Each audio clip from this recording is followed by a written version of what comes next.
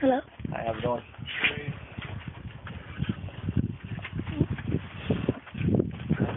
Hi, Frank. Steve.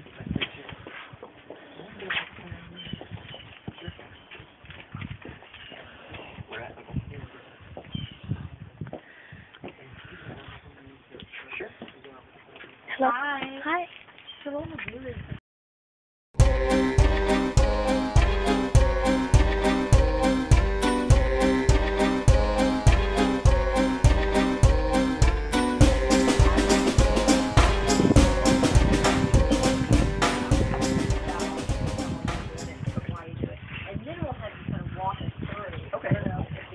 Ever actually goes through the path?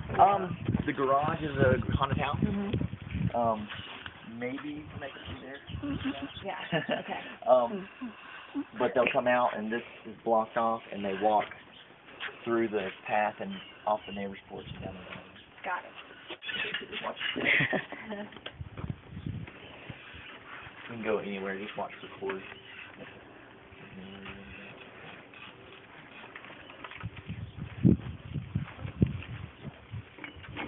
Caught you because I was like, maybe she doesn't have to work during the day. Well, I usually take vacation just because it's so crazy. I mean, because, you know, I typically have this gone, completely put away the day after. Because Yeah, it's really like, you do that. Yeah. The guy's hugging you. Ah. I'm gonna get the sun. yeah, it's kind of peeking up. Yeah, peeking up on us.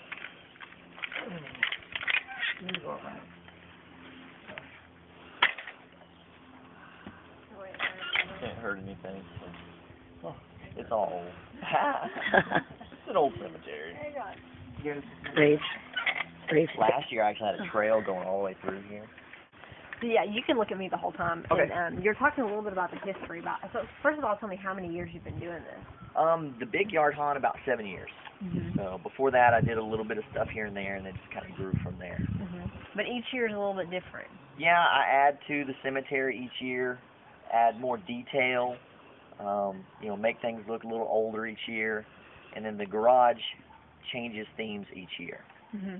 And so the theme this year is Carnival Creep Show, and so there's lots of clowns and other things in there that you can come and see.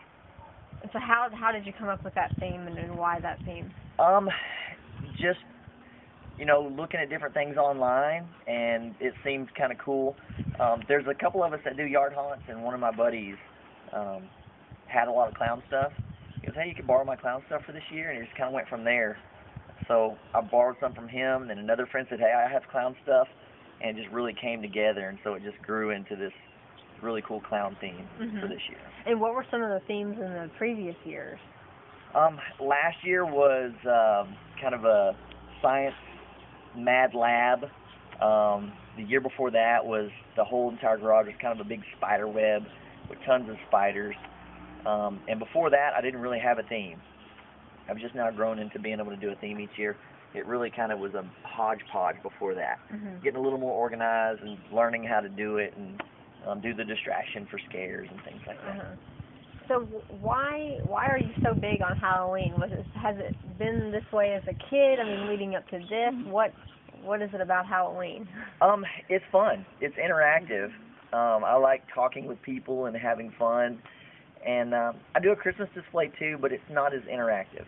You know, people drive by, they look at your lights, but for Halloween, people get involved. The whole entire neighborhood helps me with it. It's a lot of fun to hear the kids laugh and scream with a smile, and tell you, hey, this is great. We look forward to this every year. And it just, once I did it one time and got those super awesome reactions of people saying, please do this next year, it just kind of, you know, grew for each year. And I think I may have read this in the local paper, but it's not about like the blood and guts. I guess you try to stray away from that. I do. It was a little more than typical this year because I let the haunt actors kind of do their own thing. They're teenagers, so some of them were like putting gashes all over themselves and like squirting blood all over them. But the haunt itself, I don't have a lot of bloody, gory stuff. I try to go for more of the creep factor, thus the cemetery. Just kind of keep it creepy and fun and not to really scare someone super bad, but it's a little scarier this year than normal. Mhm. And so there's usually like a cemetery, but then an actual haunted house that people go through, and that's right. the theme. So the cemetery is a really awesome display that you can come look at. Some people will hang out across the street for an hour just watching the cemetery. There's I spend a lot of time on the lighting. There's fog, strobe effects. Lots of things move in here. So there's lots of things that you'll catch. Like, oh, I didn't see that move before. And then if you want to be brave, you can go through the haunted house. And then we also have the chicken run for people that don't want to go in the haunted house. If you want to go through the non-scary side, you can do that too. 500 people went through the haunt last night. And for just a garage and a home haunt, that's quite a bit of people. And it stayed well past the neighbor's driveway the entire time we were open. We do actually do a kid-friendly haunt for the first hour. So for tonight, from 6 to 7, will be kid-friendly with no actors in the haunt. From 7 on, no mercy. We'll be scaring anybody, no matter how big or little. And are you surprised at how far some people come? Because you've got a lot of exposure in the local paper, I mean. Yeah, I was, even in years past without newspaper, it's incredible how word of mouth travels. And I had people coming from like Hutto, all the way out here just to a home haunt, which I thought was amazing. And with the newspaper, it actually scared me a little bit. I'm thinking, oh man, can I handle that many people? But it worked really well. Like I said, the neighborhood helps out. I had other people directing traffic, helping with the line and keeping everybody out of the street and making sure everything ran smoothly. And it's a huge thing to have a lot of help and support when I do it. And it went really smooth last night, so I hope that again tonight it'll run smooth. Mm-hmm.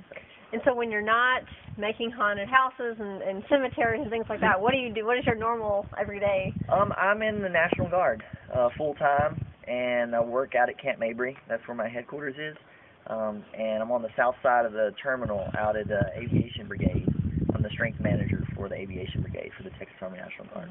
Now, in layman's terms, what do you do essentially? I help with the strength, projecting numbers on how many soldiers we're going to need for to keep our strength up, to make sure we're ready to serve the country at any moment. Mm-hmm. So, have you been deployed? I have not. Been fortunate, but if called, I'm ready. Mm-hmm. So. All righty. Yeah. Anything else? I noticed you got your T-shirt. You've got a brand kind of built around this. Yeah, I had a friend that's a graphic artist do this. First year for it. It's kind of just things progress. I had a bunch of people help me out this year. Kinko's printed flyers for me and made me a custom banner. My friend made me a custom logo, and just things kind of move along. I had planned on selling some T-shirts, but I didn't get them printed in time, so maybe next year I'll have T-shirts for people that survived Steve's Haunted Yard. Thank you so much. Sure. We may just now, when Frank can get off the tripod and kind Sure. of maneuver around, you can give us Right. a little bit of a tour. And I think you may have answered this already. I know you said it kind of started off small, but how many years would you say it's been full-fledged? I mean, people, coming through. 3, 4.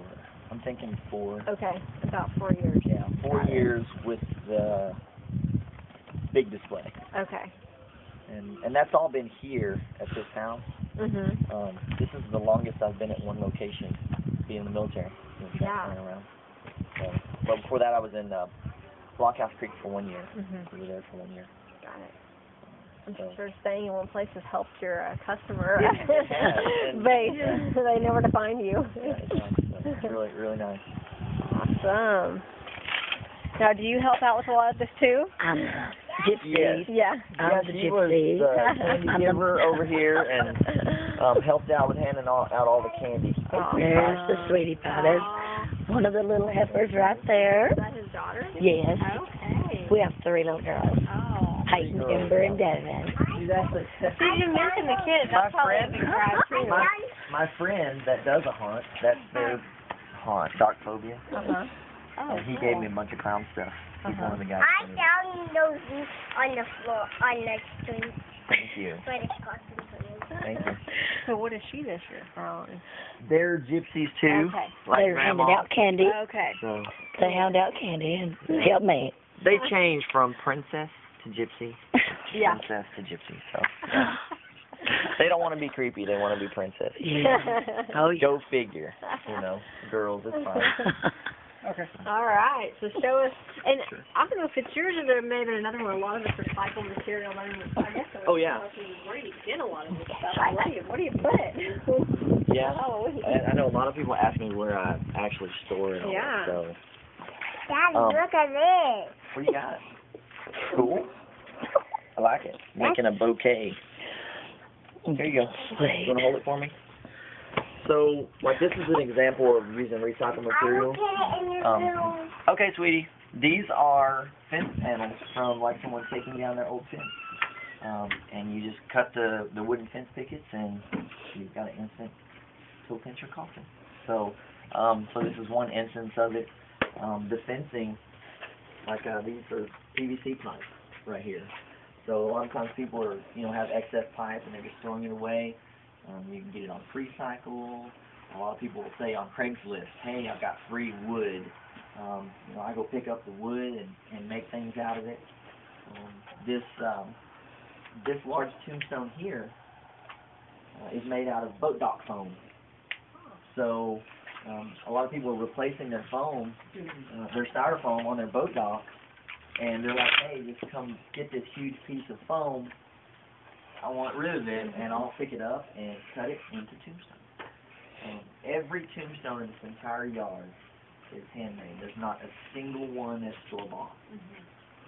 So I kind of take pride in the fact that I don't have any of the store-bought stuff in here. Other than, some of the figures and heads and things like that. All of the main items in here are all handmade and handcrafted.